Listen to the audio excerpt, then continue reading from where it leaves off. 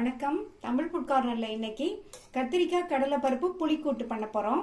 இது சாம்பார் சாதம், தயிர் சாதம், பருப்பு சாதம், வெரைட்டி ரைஸ் எல்லாத்துக்குமே சைட் டிஷ்ஷா வச்சு சாப்பிட்றதுக்கு ரொம்ப ரொம்ப நல்லா இருக்கும். இப்போ இந்த டேஸ்டான கத்திரிக்காய் கடலை பருப்பு புளிக்கூட்டை எப்படி பண்றதுன்னு பார்க்கலாம். 200 கிராம் கத்திரிக்காயை கட் பண்ணி தண்ணியில் போட்டு வச்சிருக்கேன். இந்த மாதிரி தண்ணியில் போட்டு வச்சோம்னா கத்திரிக்காய் கருத்து போகாமல் இருக்கும். 50 கிராம் கடலைப்பருப்பை வாஷ் பண்ணிவிட்டு அரை மணி நேரமாக ஊற வச்சுருக்கேன். ஃபஸ்ட்டு கடலைப்பருப்பை வேக வச்சுக்கலாம். இந்த குக்கரில் ஊற வச்ச கடலைப்பருப்பை சேர்த்துட்டு பருப்பு முங்குற அளவுக்கு தண்ணி, ஒரு பிஞ்ச் மஞ்சள் தூள், மூடி போட்டு ஸ்டீம் வந்ததுக்கப்புறமா வெயிட் போட்டு மீடியம் ஃப்ளேமில் 2 விசில் வேக வச்சுக்கலாம். 2 விசில் வந்து ஸ்டீம் எல்லாம் போயிடுச்சு. திறந்து பார்க்கலாம்.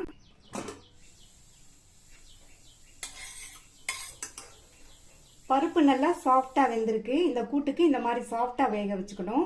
நான் இன்னைக்கு குக்கரில் வேக வைக்கிறேன். நீங்கள் ஓப்பனில் வேக வைக்கிறதுனால வேக வச்சுக்கோங்க. எப்படி வேக வச்சாலும் நல்லா இந்த மாதிரி சாஃப்டாக வேக வச்சுக்கோங்க.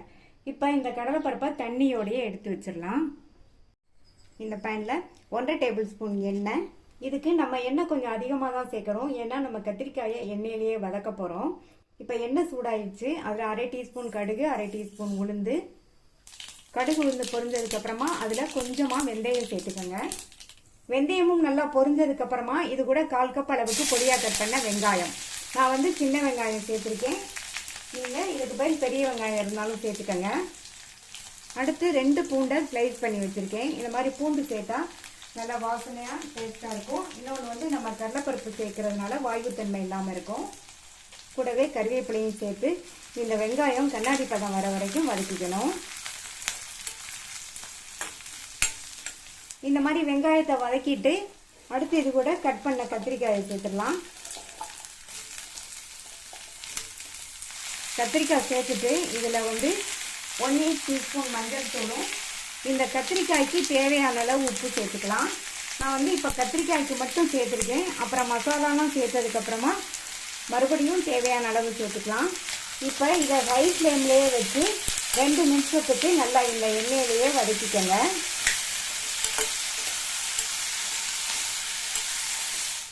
இந்த மாதிரி ஹை ஃப்ளேமில் வச்சு வதக்கிட்டு மூடி போட்டு ஸ்டவ்வை மீடியம் ஃப்ளேமில் வச்சுருங்க. இந்த கத்திரிக்காய் எண்ணெயிலேயே வதங்கி பாதி அளவுக்கு வெந்து வரட்டும். அப்பப்போ திறந்து பார்த்து கிண்டி விட்டுக்கணும். கத்திரிக்காய் எண்ணெயிலேயே வதங்கி பாதி அளவுக்கு வெந்திருக்கு. இது கூட 2 மீடியம் சைஸ் தக்காளியை நல்லா பொடியாக கட் பண்ணி வச்சுருக்கேன்.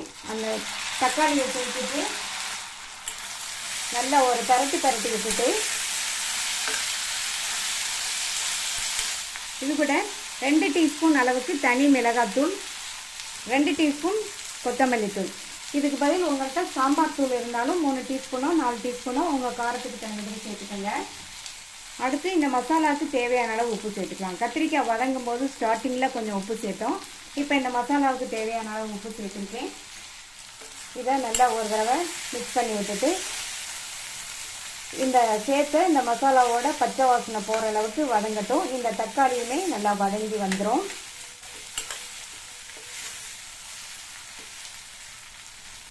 இப்போ 3 நிமிஷம் ஆச்சு. தக்காளி கத்திரிக்காய் ரெண்டுமே நல்லா வதங்கி மசாலாவோட பச்சை வாசனையும் போயிருச்சு. வேக வச்ச கடலைப்பருப்பை தண்ணியோடையே சேர்த்துக்கலாம். சேர்த்துட்டு நல்லா ஒரு தடவை கலந்து கொடுத்துருங்க. அடுத்து ஒரு பெரிய நெல்லிக்காய் சைஸ் அளவு புளியை வந்து 1/4 கப் தண்ணியில் கரைச்சி வச்சுருக்கேன். அதையும் சேர்த்துக்கலாம். சேர்த்துட்டு நல்லா ஒரு தடவை கலந்து விட்டுட்டு இதில் ஒரு 1/4 கப் போல் தண்ணி சேர்த்து மூடி வச்சுருங்க. ஸ்டவ்வை மீடியம் ஃப்ளேமில் வச்சுருங்க. புளிக்கரைசலோட பச்சை வாசனை போய் இந்த கத்திரிக்காய் கடலைப்பருப்போடு சேர்ந்து நல்லா வெந்து வரட்டும். இப்போ 4-5 நிமிஷம் ஆச்சு. திறந்து பார்க்கலாம். எல்லாமே நல்லா ஒன்று சேர்ந்து வெந்துருச்சு. நல்லா உப்பு புளிப்பு உரப்போட சுவையான கத்திரிக்காய் கடலைப்பருப்பு புளிக்கூட்டு ரெடி ஆயிடுச்சு. சூடான சாதத்தில் போட்டு பிசைஞ்சு சாப்பிடவும் நல்லாயிருக்கும். அதுக்கு சைட் டிஷ்ஷாக அப்பளம் வடகம் இருந்தாலே போதும். நீங்களும் இந்த டேஸ்டான கூட்டை ட்ரை பண்ணி பார்த்துட்டு உங்கள் கமெண்ட்ஸை சொல்லுங்கள். தேங்க்யூ.